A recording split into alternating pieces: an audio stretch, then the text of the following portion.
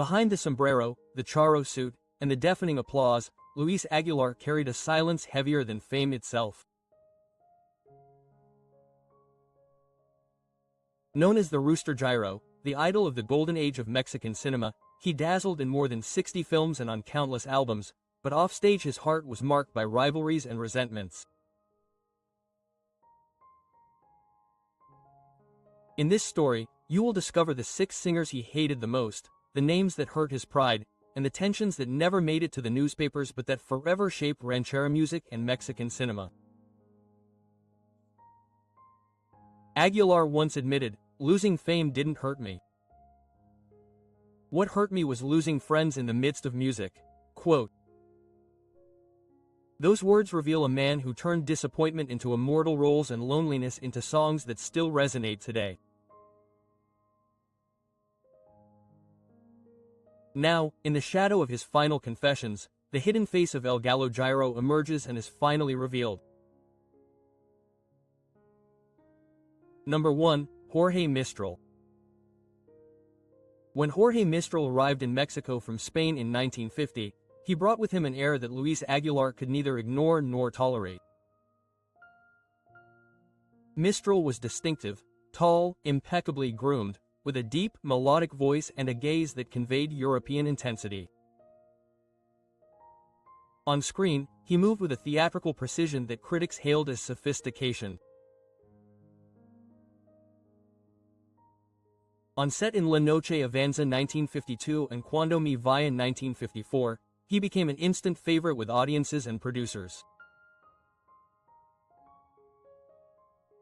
But for Aguilar, the so-called international actor was an affront to everything he believed in: Mexican cinema and the authenticity of the ranchera. "That man doesn't sing or ride," she reportedly murmured to a close friend. "She just stared at the camera as if she were looking into a mirror." In Aguilar's eyes, Mistral's charm was hollow, a facade of elegance designed to impress elites rather than move the people. Every calculated gesture, every dramatic pause, every European flourish was a reminder that style was prized over substance. The rivalry deepened when producers began to favor Mistral for the romantic roles Aguilar had coveted for years. In 1957, Locura Pasional, starring Mistral, became a runaway success, selling more than 3 million tickets throughout Latin America. Aguilar, who had hoped to embody that same kind of heroic and emotional resonance in his films, watched from the sidelines seething with resentment. "He is an actor of pose," he confided in private. "Everything about him is rehearsal. Life does not inhabit him." The tensions were not limited to hushed comments.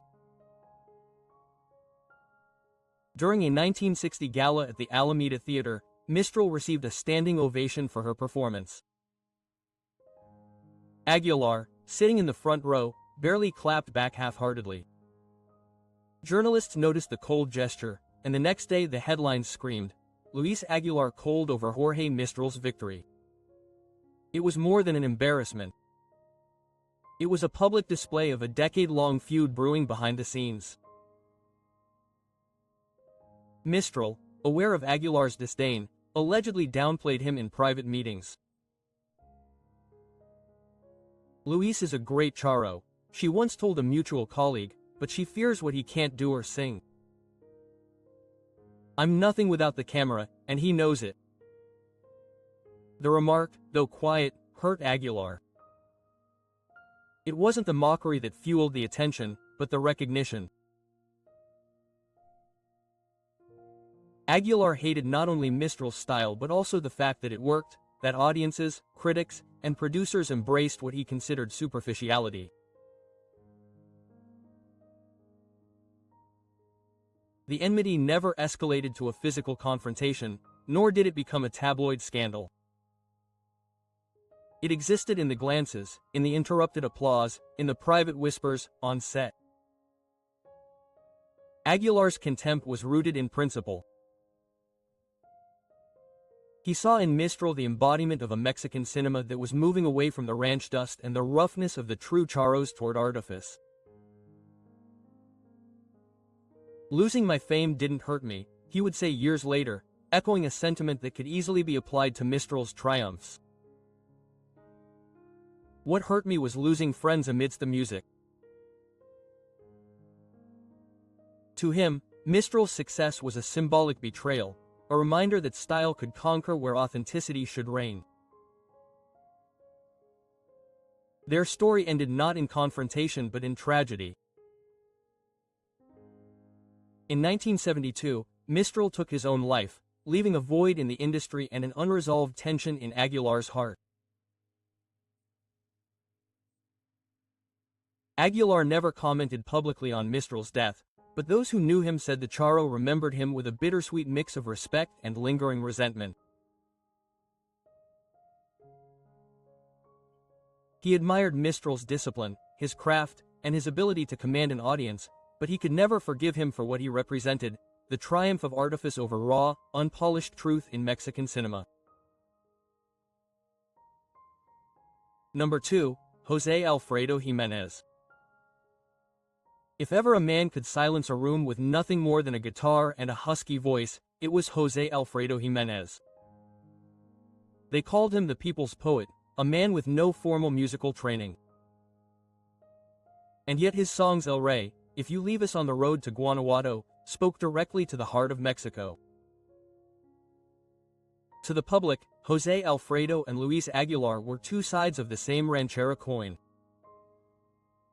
But behind the applause, Aguilar harbored a quiet but gnawing resentment. Their paths first crossed in the early 1950s at bohemian gatherings, radio shows, and nightclub appearances. On XCW, José Alfredo would appear with his shirt unbuttoned, drink in hand, singing with unfiltered passion. Aguilar, accustomed to the polished stance of the movie charro, frowned at the adoring audience. In private, he murmured, "José Alfredo doesn't sing. He drunkenly recites what comes from his heart." Aguilar believed ranchera was discipline, precision, and pride.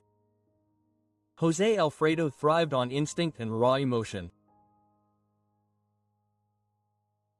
The attention peaked in 1957. During a tour in Monterrey, José Alfredo improvised on stage, ignoring rehearsals, and still the audience erupted in a standing ovation. Aguilar remained silent, eyes narrowed, jaw clenched. Later he confided in a friend. He turned sadness into a business. I turned ranchera music into pride. Even in social circles, the rivalry was evident. At Garibaldi's parties, when José Alfredo sang, Aguilar would discreetly get up from the table. The gesture weighed more than any insult. José Alfredo rarely responded, but one day he shrugged and said, "Luis is a great charro, but he is wedded to his own perfection. He fears what he cannot control." Quote. The enmity was never personal, it was philosophical. Aguilar represented cinematic mastery and polish, José Alfredo, raw emotion and authenticity. They never clashed publicly, but the tension marked their careers and the golden age of the ranchera. When José Alfredo died in 1973, Aguilar never spoke openly, but those around him recall a bittersweet reflection. He respected José Alfredo's genius, but he never forgave him for having triumphed with feeling over technique. Today their rivalry is remembered as a clash of two visions, discipline versus instinct, pride versus passion, both immortal in their own way. Number 3, Miguel Aces Mejia. If there was one thing Luis Aguilar valued more than fame, it was authenticity, not the flash of virtuosity or the thrill of spectacle, but a sober, down-to-earth performance that would bring the dignity of the charro from the screen to the stage. And if anyone challenged that principle, it was Miguel Aces Mejia. Aces Mejia, crowned the king of the falsetto, reached notes that seemed impossible, with a voice that was a bridge between pain and triumph. He recorded more than 1,000 songs and conquered stages on several continents. Aguilar, in contrast, imposed his presence like armor. The cinematic Charo was an impeccable sportsman who dominated theaters not with vocal acrobatics, but with gravity and restraint. Their universes intersected, but each encounter was tense, as if two roosters were in the same pen, neither willing to yield ground. In 1955, they shared a series of performances at the Blanquita Theater in Mexico City. Tickets sold out in less than 3 days and the audience eagerly awaited Aceba's final falsetto. Backstage, Aguilar watched with clenched jaw. And his eyes narrowed. The audience's applause was intoxicating, but to him it was a reminder. The crowd celebrated the spectacle, not the essence. A friend later recalled Aguilar murmuring, "Singing is not shouting until you break, it's telling the truth in a whisper." To Aguilar, Aceba's high notes were not proof of talent but a betrayal of the ranchera's core. The press only widened the rift. Magazines ran headlines like Aceba's, the voice that outshines Charo Aguilar. And while publishers sought sales, Luis took offense. He insisted that emotion, not acrobatics, should move hearts. In 1960, a tour of the United States amplified their contrasts. Aces Mejia filled auditoriums in Los Angeles and San Antonio with his vocal virtuosity, receiving standing ovations night after night. Aguilar delivered with discipline and sincerity, but the comparisons stung. Letters from friends describe him returning to Mexico with a quiet resentment, convinced that the industry had begun to value spectacle over substance. Esh Mejia, for his part, seemed to sense the attention but rarely got involved. On one occasion, he supposedly told a reporter, "Luis respects tradition and I respect his screen. We both loved ranchera, but we spoke different languages." There was no open enmity, no shouting, no public insults. Yet their interactions carried an icy discretion. At charity events or gatherings, even a casual exchange of glances could feel like a verdict. Aguilar never denied Aceba's skill, but he never embraced it either. In private reflections, he would admit, he can make the falsetto dance like fire, but sometimes he forgets to touch the soul. The rivalry in its subtlety never fully healed. Today their relationship lives only in memory. Two giants of ranchera, whose paths crossed with admiration, envy, and a philosophical clash. For Luis Aguilar, Miguel Aces Mejia remains a testament to how brilliance can fascinate and wound at the same time. A reminder that in the pursuit of perfection, the heart of the song can be compromised. Number 4, Sara Montiel. Luis Aguilar built his legacy not just on acting or singing, but on something far rarer in the cinema of Mexico's golden age: authenticity. From the way he wore his charro hat to the slow, deliberate movements of a man who had walked both dusty ranches and movie sets.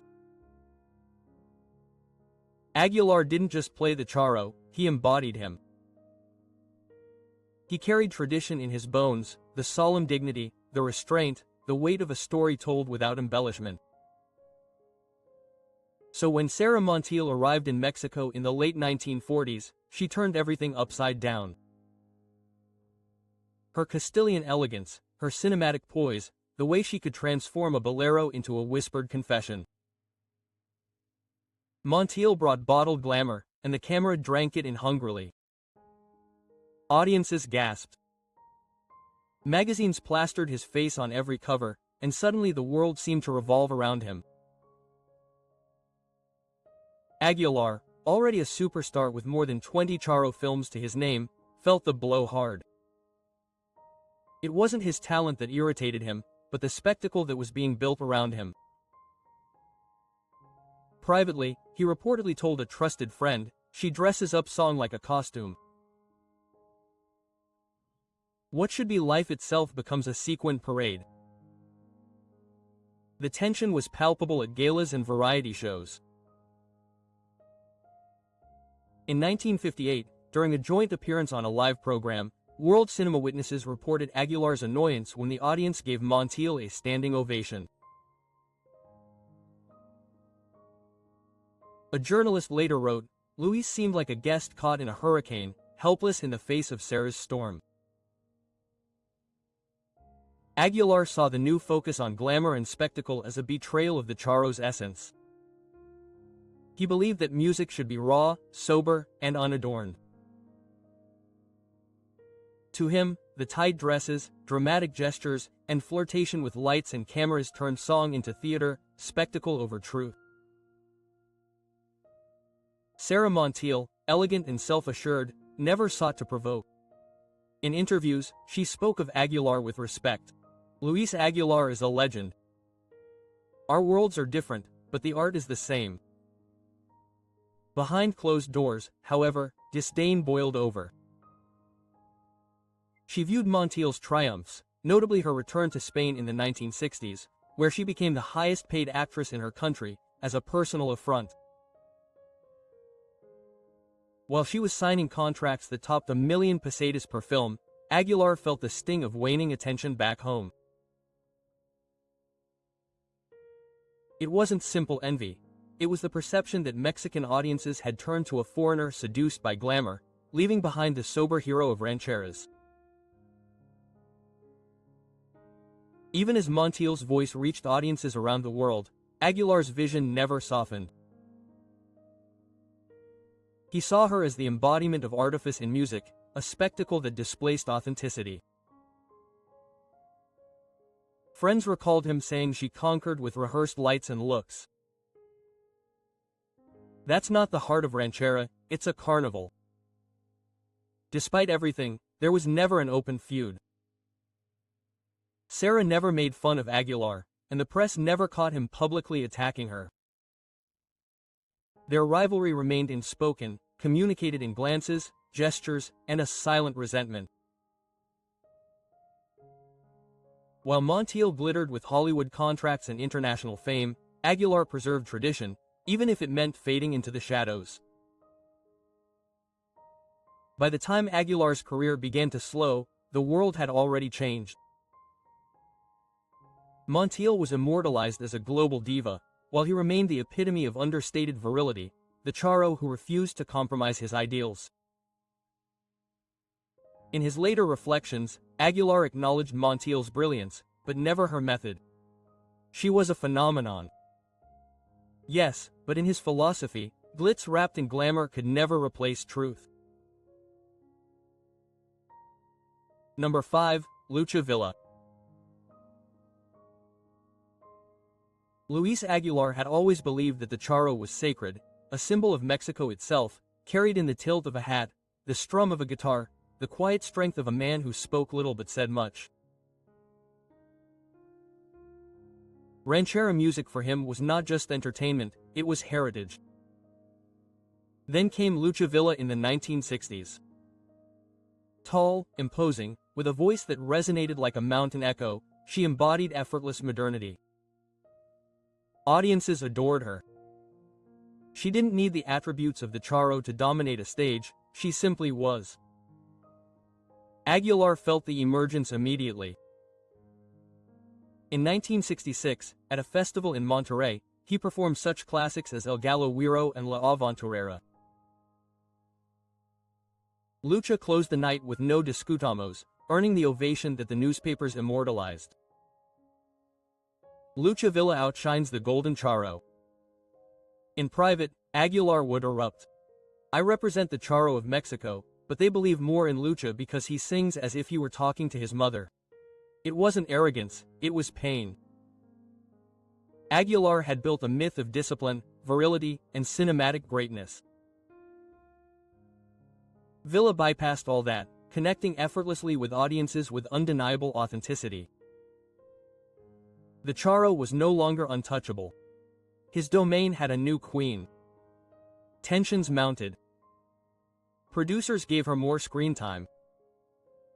Her records rivaled those of the biggest male stars.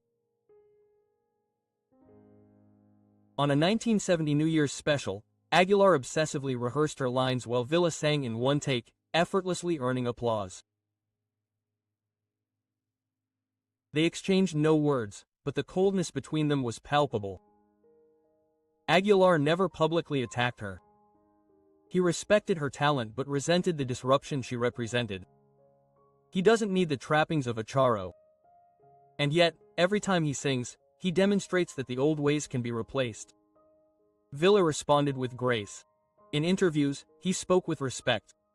Luis Aguilar was a giant of Mexican cinema. I learned from him and admire his work.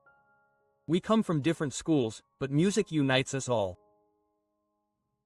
Their rivalry never became a public scandal. It was a war of the ages. The old guard versus the new voice. Aguilar's pride clashed with Villa's authenticity, leaving a subtle chill that lingered through festivals and shared stages. Today, Aguilar's legacy rests in the ideals of the Charro, while Villa continues to be celebrated for the authenticity that challenged him. Their relationship ended in polite distance, a testament to a truth in Mexican music. Sometimes legends are defined not just by who they are, but by who dares to stand beside them or above them. Number 6. Amalia Mendoza. Luis Aguilar believed that ranchera music should be forged with pride, not tears. To him, the Charro embodied discipline, virility, and a sober dignity that needed no embellishment. But when Amalia Mendoza, La Terriacori, rose to fame in the 1950s and 60s, she took the genre to another realm, that of heartbreak turned into song, pain transformed into art. Audiences adored her. Her voice shook bars and radios across Mexico, sounding like a lament too raw to ignore. To the crowd, Aguilar and Mendoza were part of the same golden constellation. But behind the scenes, tension boiled. In 1962, during a performance at XCW, Amalia's performance drew a thunderous ovation. Aguilar, accustomed to being the center of gravity, emerged from the dressing room with a somber expression. Years later, he would privately admit, "What hurt me wasn't the admiration for her. What hurt me was how she turned each song into a theater of suffering." Ranchera doesn't need tears, it needs guts. To him, her style was exaggerated, almost theatrical. He even nicknamed her the tragic mariachi, dismissing her drama as acting rather than authenticity. The wound deepened in 1964. A producer replaced Aguilar in a series of shows in Guadalajara, giving the entire bill to Amalia. She sold out the theater 3 nights in a row with more than 4,000 tickets sold. Aguilar watched from the shadows as the undisputed Charro was displaced by a woman who embodied passion in another language. The press fanned the flames. At a party for the National Actors Association, witnesses recalled that Aguilar refused to toast Amalia and left the head table as soon as he heard a toast in her honor. It was not an outburst, it was a silence more piercing than any insult. Amalia, for her part, never responded. With her head held high, she continued with her career. In interviews she spoke of her art, not her critics, but those who knew her said she understood the attention. Luis believed that ranchera was a man's territory. He confided once, "I only sang what I felt. If that threatened him, it wasn't my fault." The rift never healed. There were no reconciliations or embraces, only a cold distance. Aguilar never fully accepted that a woman could claim the same stage that he considered the exclusive preserve of men. Amalia never apologized for occupying it. In the end, their confrontation was not hatred in the vulgar sense, but a clash of philosophies. Pride versus heartbreak, sobriety versus lament. For Aguilar, Amalia had broken the code. For Amalia, she had simply spoken the truth. Today, history remembers them both. Aguilar, the proud Charo of Hierro and Mendoza, the voice that broke souls. Their rivalry persists as a reminder that ranchera music, like Mexico itself, has always been shaped by both strength and pain. Behind the elegance of the Charo and the myth of El Gallo Gyro, Luis Aguilar carried rivalries that revealed not only jealousy, but a battle for the soul of ranchera music. From José Alfredo Jiménez to Sara Montiel, from Miguel Aces Mejia to Lucha Villa and Malia Mendoza. Each name left a wound that never fully healed. Did Aguilar defend tradition, or could he simply not accept that the world of ranchera music was changing without him? Leave us your opinion in the comments, and if you like this story, don't forget to like it, subscribe and stay tuned for more powerful stories like this one. Yes.